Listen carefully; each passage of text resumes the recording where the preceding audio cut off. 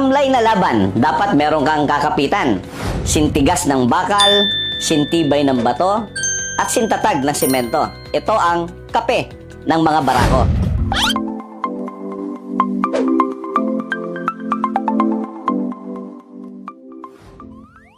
Once again, this is Dr. Rodollega, your naturopathic medicine doctor.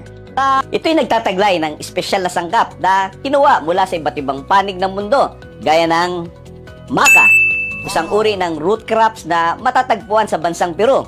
Ito'y ginagamit bilang pampalakas ng katawan at pampasigla ng kalalakihan. Ito rin ay kinikilala ng mga dalubhasang doktor bilang aphrodisiac sa mga kalalakihang laging sumusuko sa laban. Sinamahan pa ng tongkat ali na sikat sa Southeast Asia dahil sa pambirang kisig at resistensya ng mga nakakainom nito. At batay sa pag-aaral ng mga siyentipiko, ito'y nagbibigay na maayos ng daloy ng dugo sa ating katawan. At syempre, hindi rin mawawala ang ginseng na kinikilala ng mga traditional Chinese medicine doctor na tumutulong para tanggalin ang mga baradong ugat na pwedeng pagmulan ng pagka-atake sa puso at even stroke. Ito rin ang pangunahing nakakatulong sa mga mag-asawang nawawala ng pag-asang magkaanak dahil sa pambihirang taglay nitong sangkap na nagpapalakas ng fertility o pag-asang magkaanak sa mag-asawa.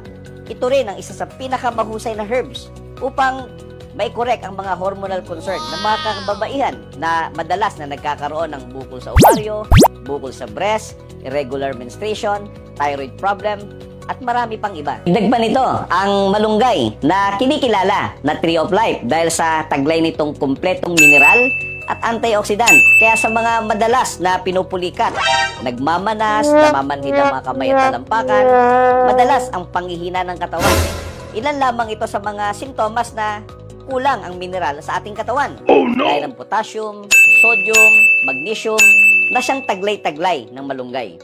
Kaya para sa matikas at matigas na pangatawan, subukan mo ang kape ng barako.